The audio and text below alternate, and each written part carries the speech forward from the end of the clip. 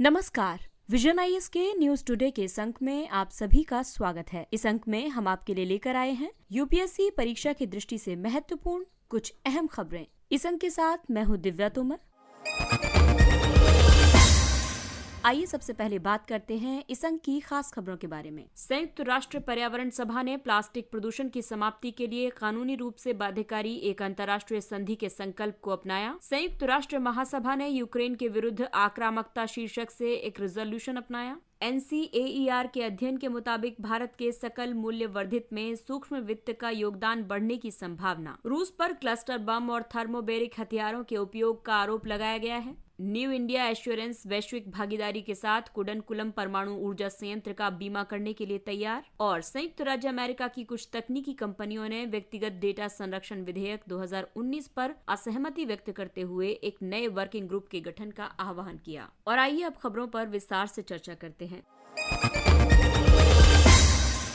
संयुक्त राष्ट्र पर्यावरण सभा ने प्लास्टिक प्रदूषण की समाप्ति के लिए कानूनी रूप से बाध्यकारी एक अंतर्राष्ट्रीय संधि के संकल्प को अपनाया है। विश्व के 175 देशों के प्रतिनिधियों ने नैरोबी में संयुक्त राष्ट्र पर्यावरण सभा में प्लास्टिक प्रदूषण से संबंधित and plastic pollution towards an internationally legally binding instrument के संकल्प को समर्थन दिया है। ये संकल्प प्लास्टिक प्रदूषण को समाप्त करने और वर्ष 2024 तक कानूनी रूप से बाध्यकारी एक अंतर्राष्ट्रीय समझौता अपनाने से संबंधित है। कानूनी रूप से बाध्यकारी इस समझौते के तहत देशों से इस संकल्प के उद्देश्यों में योगदान देने के लिए अपेक्षा की जाएगी। इसके तहत देशों को अपनी अपनी राष्ट्रीय कार्य योजनाओं को विकसित, कार्यान्वित और अपडेट करना होगा। ये संकल्प पेरू, रवांडा और जापान द्वारा पेश किए गए 3 प्रारंभिक ड्राफ्ट संकल्प पर आधारित हैं। ये प्लास्टिक के उत्पादन, डिजाइन और निपटान सहित उसके संपूर्ण जीवन चक्र से संबंधित हैं। इसके तहत एक अंतर सरकारी वार्ता समिति का गठन किया जाएगा। इस समिति को वर्ष 2024 के अंत तक कानूनी रूप से बाध्यकारी एक वैश्विक समझौते का ड्राफ्ट तैयार करने का लक्ष्य दिया गया है। ये समिति अपना काम वर्ष 2022 में शुरू कर देगी। प्लास्टिक प्रदूषण के फैलाव की बात करें तो ये वर्ष 1950 में 20 लाख टन के बराबर था। ये बढ़कर वर्ष 2017 में 34.8 करोड़ टन हो गया है और इसके वर्ष 2040 तक दोगुना हो जाने का अनुमान है। वर्ष 2050 तक प्लास्टिक उत्पादन, उपयोग और निपटान के चलते होने वाला ग्रीन हाउस गैस उत्सर्जन ग्लोबल वार्मिंग को 1.5 डिग्री सेल्सियस तक सीमित रखने के लिए स्वीकृत उत्सर्जन का 15% होगा। 800 से अधिक समुद्री और तटीय प्रजातियां प्लास्टिक प्रदूषण को निगलने, उसमें उलझ जाने और इससे जुड़े अन्य खतरों का सामना करती हैं। और आइए अब बात करते हैं संयुक्त राष्ट्र पर्यावरण सभा के बारे में। ये पर्यावरण के मामलों पर निर्णय लेने वाला विश्व का सर्वोच्च निकाय है। ये संयुक्त राष्ट्र पर्यावरण कार्यक्रम का शासी निकाय है। इसकी बैठक 2 वर्ष में एक बार आयोजित की जाती है। इसका उद्देश्य वैश्विक पर्यावरण नीतियों के लिए प्राथमिकताएं निर्धारित करना और अंतर्राष्ट्रीय पर्यावरण से जुड़े कानून विकसित करना है। इसका गठन जून 2012 में किया गया था। अगली खबर रूस और यूक्रेन युद्ध से संबंधित है। संयुक्त राष्ट्र महासभा ने यूक्रेन के विरुद्ध आक्रामकता नामक शीर्षक से एक रिजोल्यूशन अपनाया है। इस रिजोल्यूशन में रूस से मांग की गई है कि वो तुरंत पूरी तरह से और बिना शर्त यूक्रेन के क्षेत्र से अपने सभी सैन्य बलों को वापस हटा ले। कुल 141 देशों ने इस रिजोल्यूशन के पक्ष में मतदान किया, जबकि भारत सहित 35 देशों ने मतदान में भाग नहीं लिया। जिन 5 देशों ने इस रिजोल्यूशन के खिलाफ मतदान किया है वे हैं बेलारूस, नॉर्थ कोरिया, इरिट्रिया, रूस और सीरिया। इस रिजोल्यूशन पर मतदान के दौरान अनुपस्थित रहते हुए भारत ने यूक्रेन में फंसे सभी भारतीय नागरिकों के लिए बिना किसी परेशानी के सुरक्षित निकासी की मांग की। इससे पहले यूक्रेन पर रूसी हमले की निंदा करने वाले संयुक्त राष्ट्र सुरक्षा परिषद द्वारा पेश किए गए रिजोल्यूशन के दौरान भी भारत ने मतदान में भाग नहीं लिया था। हालांकि भारत ने देशों की संप्रभुता और क्षेत्रीय अखंडता का सम्मान करने की आवश्यकता पर बल दिया था। और आइए अब आपको बताते हैं संयुक्त राष्ट्र महासभा द्वारा पेश किए जाने वाले रिजोल्यूशंस के बारे में। संयुक्त राष्ट्र महासभा में उपस्थित और मतदान करने वाले अधिकांश सदस्य देशों के बहुमत द्वारा ही रिजोल्यूशन और निर्णयों को अपनाया जाता है। अंतर्राष्ट्रीय शांति और सुरक्षा तथा संयुक्त राष्ट्र के कुछ प्रमुख अंगों के सदस्यों के चुनाव आदि पर सिफारिशों सहित महत्वपूर्ण प्रश्नों पर 2/3 बहुमत से निर्णय लिया जाना जरूरी होता है। हालांकि महासभा द्वारा रिजोल्यूशन के माध्यम से लिए गए निर्णय सरकारों के लिए कानूनी रूप से बाध्यकारी नहीं होते हैं, लेकिन ये विश्व के देशों के विचार और वैश्विक समुदाय की नैतिकता को दर्शाते हैं। जब महासभा में किसी रिजोल्यूशन पर मतदान होता है तो सुरक्षा परिषद के 5 स्थायी सदस्यों में से कोई भी अपने वीटो का इस्तेमाल नहीं कर सकता है। संयुक्त राष्ट्र महासभा नीति निर्माण करने वाला संयुक्त राष्ट्र संघ का प्रमुख अंग है।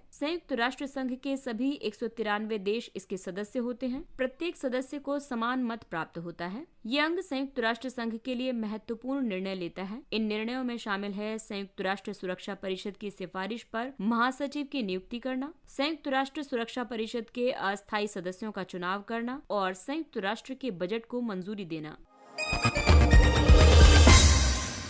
NCAER के एक अध्ययन के मुताबिक भारत के सकल मूल्य वर्धित में सूक्ष्म वित्त का योगदान बढ़ने की संभावना है। इस अध्ययन के मुताबिक सूक्ष्म वित्त क्षेत्र ने वर्ष 2018-19 में भारत के GVA में लगभग 2% और पूरे वित्तीय क्षेत्र में लगभग 5.5% का योगदान दिया है। GVA अर्थव्यवस्था की उत्पादकता को मापने की एक पद्धति है। माइक्रो फाइनेंस से मतलब है कम आय वाले व्यक्तियों या समूहों को प्रदान की जाने वाली वित्तीय सेवाओं से। ये लोग या समूह आमतौर पर पारंपरिक बैंकिंग सेवाओं से वंचित होते हैं। 2011 में गठित मालेगाम समिति ने माइक्रो फाइनेंस क्षेत्र को एक कानूनी परिसंपत्ति के वर्ग में स्थापित करने में मदद की थी। भारत में माइक्रो फाइनेंस डिलीवरी के मॉडल की बात करें तो इसमें self help group bank linkage programme है। भारत में माइक्रो फाइनेंस आंदोलन के इतिहास को self help group bank linkage programme में खोजा जा सकता है। इसे वर्ष 1992 में नाबार्ड द्वारा एक पायलट परियोजना के रूप में शुरू किया गया था। माइक्रो फाइनेंस इंस्टीट्यूशन जैसे कि गैर बैंकिंग वित्तीय कंपनियां, कोऑपरेटिव्स आदि को भारतीय रिजर्व बैंक द्वारा विनियमित किया जाता है। इसके अलावा बैंक भागीदारी मॉडल और बैंकिंग कॉरेस्पॉन्डेंट इसमें शामिल हैं। माइक्रो फाइनेंस का महत्व इसलिए भी है क्योंकि ये महिलाओं को सीधे ऋण देकर महिला सशक्तिकरण को प्रोत्साहित करता है। इससे परिवार, समुदाय और समाज में बड़े पैमाने पर महिलाओं के दर्जे में वृद्धि हुई है। ये गरीब और कम आय वाले परिवारों को गरीबी से बाहर आने, उनकी आय के स्तर को बढ़ाने और समग्र जीवन स्तर में सुधार करने में सक्षम बनाने के लिए वित्तीय समावेशन को बढ़ावा देता है। ये गरीबों को बिना किसी जमानत यानी कोलेट्रल के ऋण उपलब्ध कराता है। ये रोजगार सृजन में भी मदद करता है। हालांकि इसके बावजूद माइक्रो फाइनेंस की कुछ चुनौतियां भी हैं,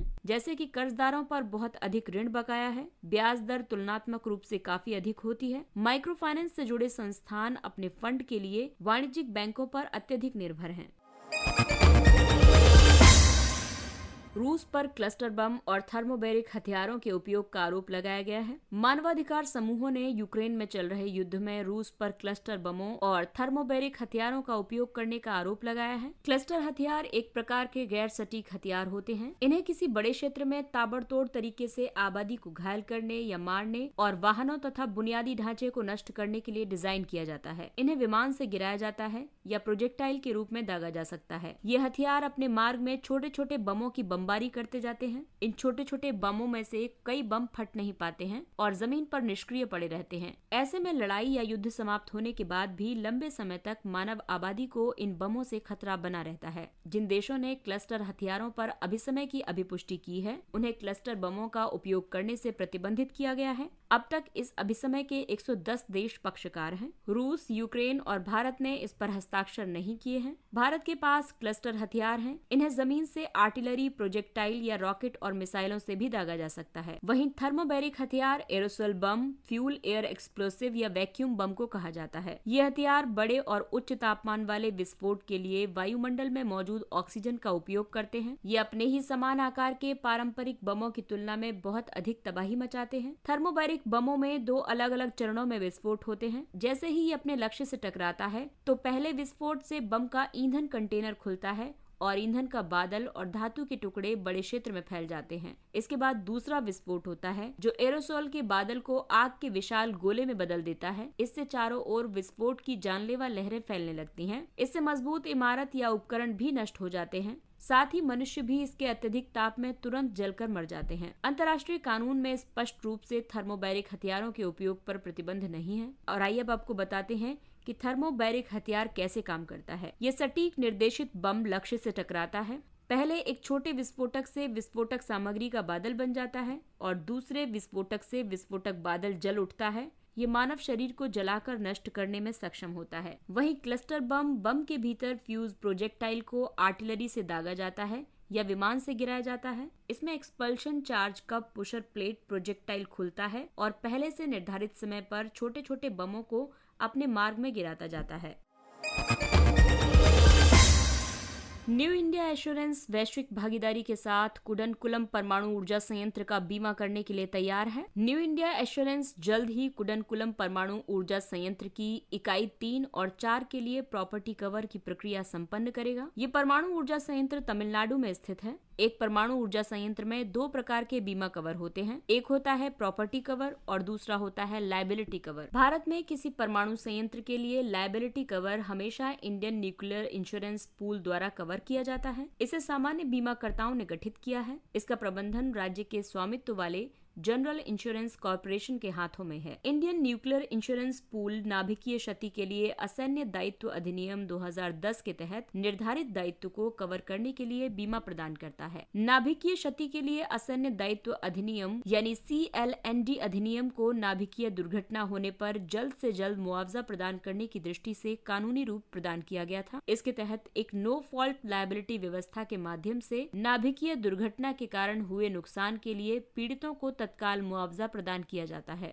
इस अधिनियम ने भारत को नाभिकीय दुर्घटना के लिए पूरक मुआवजे पर अभिसमय में एक पक्षकार के तौर पर शामिल होने की सुविधा प्रदान की है। CLND अधिनियम की मुख्य विशेषताओं की बात करें तो ये अनन्य क्षेत्राधिकार क्षमता को परिभाषित करने और मुआवजा प्रदान करने के लिए एक तंत्र है। ये नाभिकीय दुर्घटना होने पर दायित्व को ऑपरेटर पर हस्तांतरित करता है। यहाँ ऑपरेटर का मतलब है केंद्र सरकार या उसके द्वारा स्थापित कोई प्राधिकरण या निगम या कोई सरकारी कंपनी जिसे परमाणु ऊर्जा अधिनियम 1962 के अनुसार लाइसेंस प्रदान किया गया है। हालांकि ये कुल मुआवजा राशि और समय के मामले में ऑपरेटर की देयता को सीमित करता है। ये वित्तीय सुरक्षा या बीमा के माध्यम से ऑपरेटर द्वारा अनिवार्य कवरेज सुनिश्चित करता है। और आइए अब जानते हैं नाभिकीय दुर्घटना के पूरक मुआवजे पर अभिसमय के बारे में। Convention on supplementary compensation for nuclear damage यानी CSC, इसकी स्थापना वर्ष 1997 में की गई थी। ये नाभिकीय दुर्घटना होने की स्थिति में पीड़ितों को उपलब्ध मुआवजे की राशि को बढ़ाने के लिए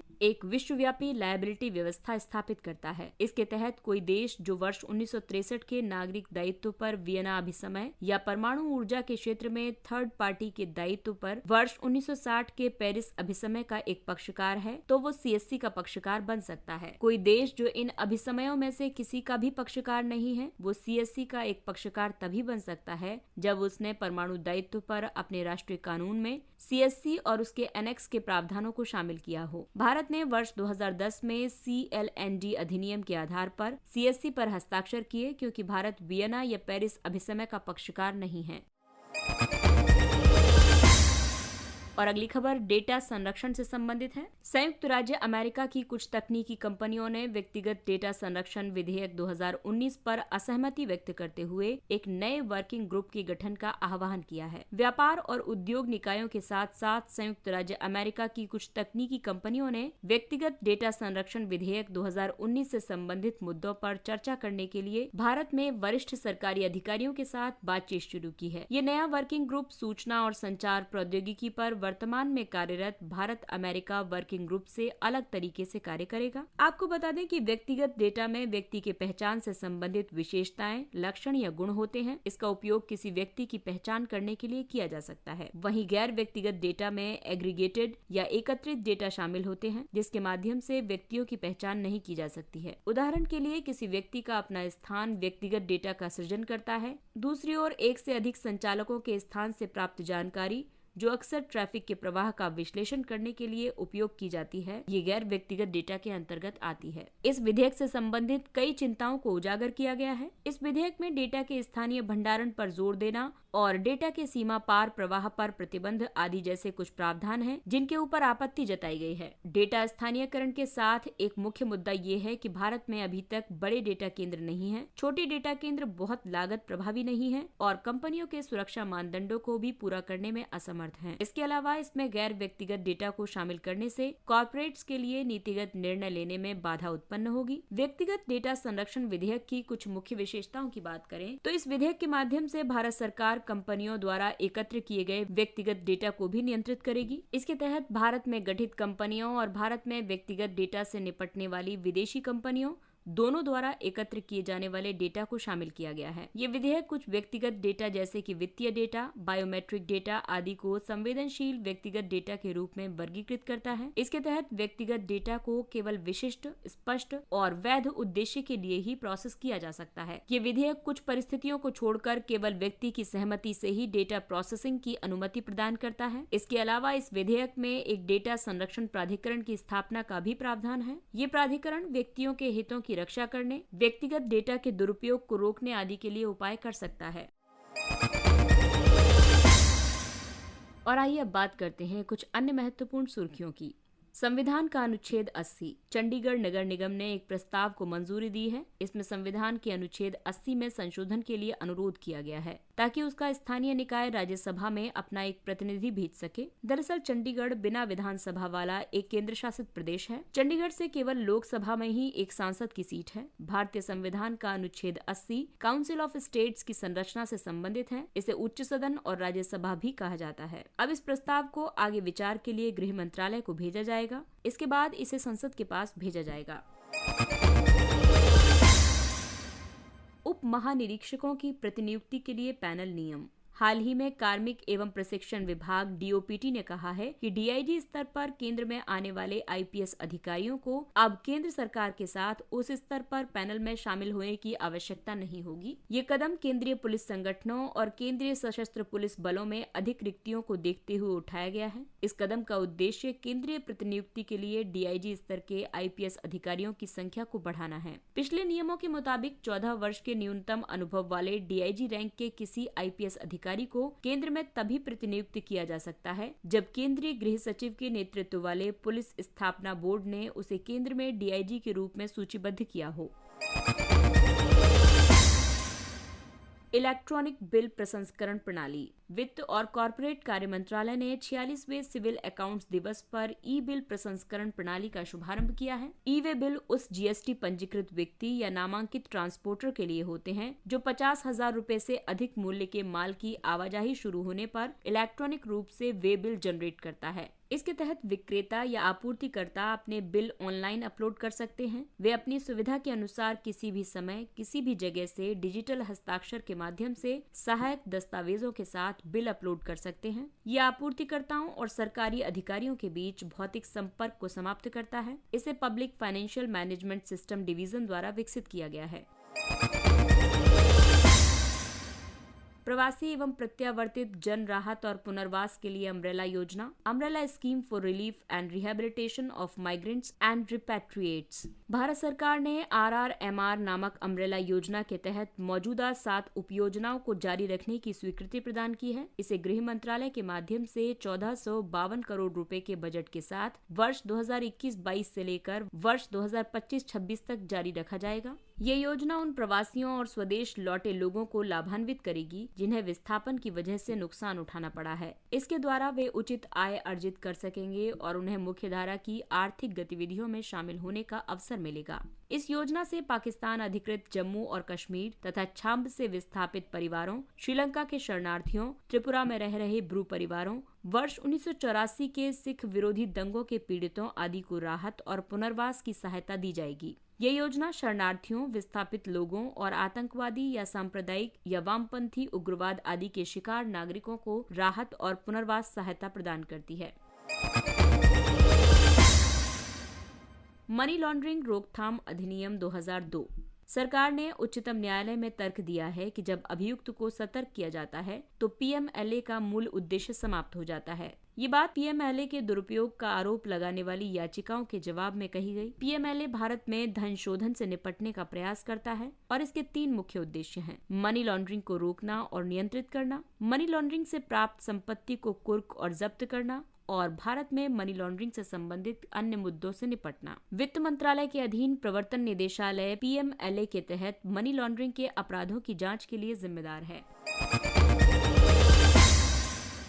अगला है स्वच्छ सर्वेक्षण 2022। आवासन और शहरी कार्य मंत्रालय द्वारा स्वच्छ सर्वेक्षण के लिए फील्ड असेसमेंट शुरू किया गया है। वर्ष 2016 से मंत्रालय द्वारा आयोजित स्वच्छ सर्वेक्षण विश्व का सबसे बड़ा शहरी स्वच्छता और सफाई सर्वेक्षण है। स्वच्छ सर्वेक्षण का प्राथमिक लक्ष्य बड़े पैमाने पर नागरिक भागीदारी को प्रोत्साहित करना है। ये समाज के सभी वर्गों के बीच कस्बों और शहरों को रहने के लिए बेहतर स्थान बनाने की दिशा में मिलकर काम करने के महत्व के बारे में जागरूकता पैदा करता है। ये स्वच्छ भारत मिशन शहरी के अंतर्गत आयोजित किया जाता है। ये वर्ष 2016 में 10 लाख से अधिक आबादी वाले 73 शहरों में शुरू हुआ था। वर्ष 2021 तक इसमें 4,320 शहर शामिल हो चुके हैं। Susceptible, undetected, tested, positive and removed approach यानी सूत्र मॉडल। हाल ही में एक अध्ययन में इस साल जून के आसपास भारत में कोविड की चौथी लहर की भविष्यवाणी की गई है। हालांकि सूत्र मॉडल इस नवीनतम अध्ययन या भविष्यवाणी से असहमत है। सूत्र मॉडल IIT कानपुर में विकसित एक गणितीय मॉडल है जिसका उपयोग महामारी की भविष्यवाणी करने के लिए किया जाता है। इसका उपयोग भारत में कोविड-19 महामारी की प्रगति को ट्रैक करने के लिए किया जा रहा है। इस मॉडल में कई नई विशेषताएं हैं, जैसे कि ये स्पष्ट रूप से बताता है कि बड़ी संख्या में डिटेक्ट नहीं किए गए असिम्प्टोमेटिक रोगी होंगे। दूसरा, ये मॉडल स्पष्ट रूप से पहुंच नामक एक मानदंड के माध्यम से समय के साथ महामारी के स्थानिक प्रसार को ध्यान में रखता है। तीसरा, ये मॉडल दैनिक नए संक्रमण संबंधी डेटा श्रृंखला का उपयोग करके सभी मापदंडों के वैल्यू या मान का अनुमान लगाने के लिए संख्यात्मक रूप से स्थिर विधियों का उपयोग करता है। कार्डियोपल्मोनरी रिससिटेशन यानी CPR।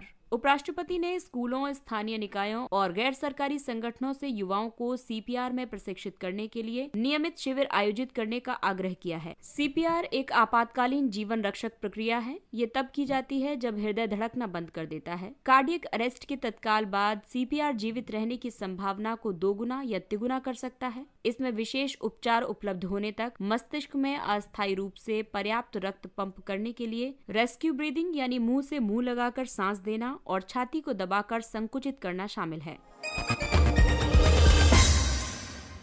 और आइए अब बात करते हैं सुर्खियों में रहे स्थलों के बारे में। मालडोवा। भारत ने यूक्रेन में फंसे अपने नागरिकों को मालडोवा के रास्ते से सुरक्षित रूप से निकाला। मालडोवा एक लैंडलॉक्ड पूर्वी यूरोपीय देश है। ये उत्तर, पूर्व और दक्षिण में यूक्रेन तथा पश्चिम में रोमानिया से घिरा है। इसका सबसे बड़ा शहर है चिसिनाउ और इसकी राजधानी है किशिनेव। ये द्वितीय विश्व युद्ध के बाद सोवियत संघ का हिस्सा बन गया और वर्ष 1991 में सोवियत संघ के विघटन तक उसका हिस्सा रहा। मालडोवा का ज्यादातर भाग प्रुत और डेनिस्टर नदियों के बीच है। मालडोवा कार्पेथियन पर्वत के महान चाप के पूर्व में स्थित है। उत्तरी और मध्य मालडोवा में वन क्षेत्र का विस्तार है, जबकि दक्षिण में स्टेपी क्षेत्र का विस्तार है। भारतीय ध्वज संहिता 2002। केंद्र ने भारतीय ध्वज संहिता 2002 में संशोधन करके मशीन निर्मित और पॉलिस्टर से बने राष्ट्रीय ध्वज की आयात की अनुमति प्रदान की है। पहले केवल हाथ से काते और बुने हुए ऊन या कपास या सिल्क खादी बंटिंग द्वारा बनाए गए झंडों की अनुमति थी। भारतीय ध्वज संहिता 2002 राष्ट्रीय ध्वज के प्रदर्शन को नियंत्रित करने वाले सभी कानूनों, प्रथाओं, अभिसमयों, निर्देशों और दिशा निर्देशों का संग्रह है। इसमें ध्वज फहराने के सामान्य विवरण सूचीबद्ध हैं। साथ ही इसमें निजी और सार्वजनिक संगठनों द्वारा ध्वज फहराने के पहलू भी शामिल हैं। इसके साथ ही ये अंक समाप्त होता है। अगले अंक में फिर मुलाकात होगी कुछ अन्य महत्वपूर्ण खबरों के साथ। तब तक अपना ख्याल रखिए, सुरक्षित दूरी बनाए रखिए, मास्क पहनिए, हाथ और चेहरा साफ रखिए, क्योंकि कोविड अभी पूरी तरह से समाप्त नहीं हुआ है। इसलिए अपना और अपनों का विशेष ध्यान रखें, टीकाकरण अवश्य करवाएं और इसी अपील के साथ विजन IAS की पूरी टीम को दीजिए इजाजत। नमस्कार।